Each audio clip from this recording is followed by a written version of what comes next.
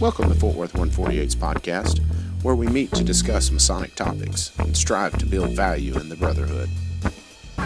The opinions and statements of the participants do not represent any positions or stance of any Grand Lodge or Lodge and are solely the viewpoints of the participants.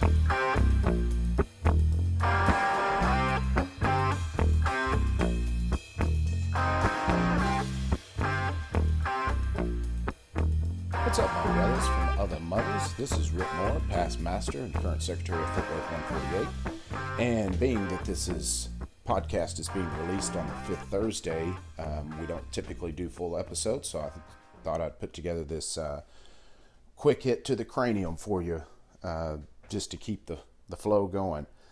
Before we get into that, though, I want to remind everybody, if you haven't got your Masonicon tickets, to go visit us at www.texasmasonicon.com.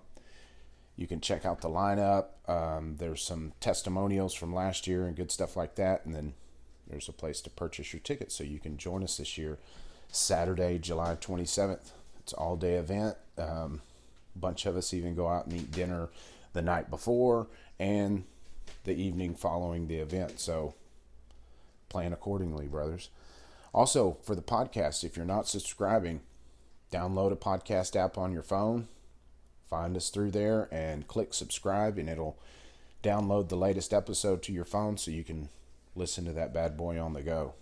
Also, we're on YouTube, so if you need to kill some time at work, you can pull us up on YouTube. So, this quick hit, I asked Brother Robert Marshall well over a year ago to put together something because I had the idea of quick hits quite some time ago.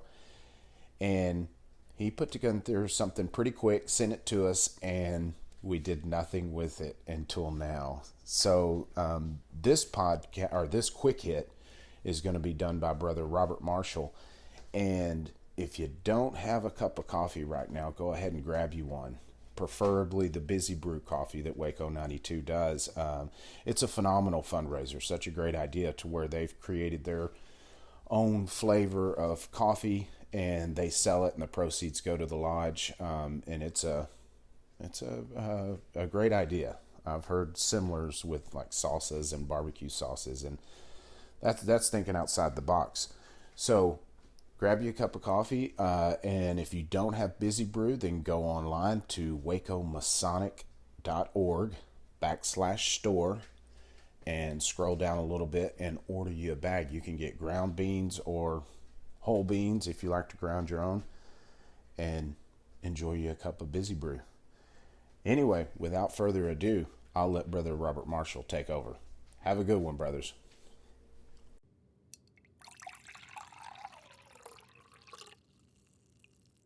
Welcome to Busy Brew at Waco 92. I'm Robert Marshall, and I've got coffee in my cup, and the Netherlands are on my mind today. Specifically, March 29th, 1941. The story starts long before that dark day in Masonic history. Hermanus van Tongeren was born April 16th, 1876, in the ancient city of Bergen op Zoom. He entered military service at a young age and proved remarkably effective as a leader, earning knighthood and the exclusive military order of William at the age of 22. He served in the Dutch Indies and retired after 20 years in the service. It was then, in his late 30s, that he was initiated into Masonry. Interestingly, he received each of his 3 degrees in different lodges. It seems that it was customary in Dutch Masonry for a lodge to specialize in 1 degree, requiring members to seek membership in other lodges in order to advance. It is safe to say that Brother Tongeren would have considered Nos Vincent Libertas Lodge, number 69, his home lodge, considering he served as its worshipful master for 16 consecutive years. He rose to the rank of Grand Master of the Grand Lodge of the Netherlands in 1928. When Nazi Germany invaded the Netherlands in May of 1940, Brother Tongeren was still serving as Grand Master. The ruthless leader of the Nazis, Klaus Barbie, was assigned to the Netherlands and began his peculiar reign of terror and torture that later gained him fame in France as the Butcher of Lyon. From day one, our brother Tongeren was forced to report on a daily basis to Barbie's men so that the Nazis could keep track of Dutch Freemasonry just as they were doing elsewhere.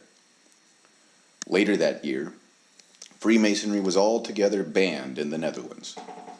Not ready to see the craft disappear, Tongeren carefully organized the lodges into what outwardly appeared to be coffee clubs at hotels around Amsterdam and elsewhere in the country. This escaped Nazi attention for a while, but eventually Nazi intelligence figured it out and a series of arrests followed, including that of Grandmaster Tongeren. The commander Klaus Barbie himself took part in our brother's apprehension. It is believed that Tongeren suffered several months of torture by Barbie, the survival of which is made more incredible by the fact that the brother had already been battling kidney disease prior to his arrest. Then, in March 1941, he was forced into an unheated train cart bound for Sachsenhausen concentration camp. While aboard the train, he managed to toss out a note that his daughter later found. It read, "Last greetings from native soil. Life is hope, and hope is life. Your old boy." The noble military hero and Dutch Masonic legend died 2 weeks later on March 29, 1941, in Sachsenhausen camp. Remarkably, Hermanus van Tongeren's story does not end entirely in sadness.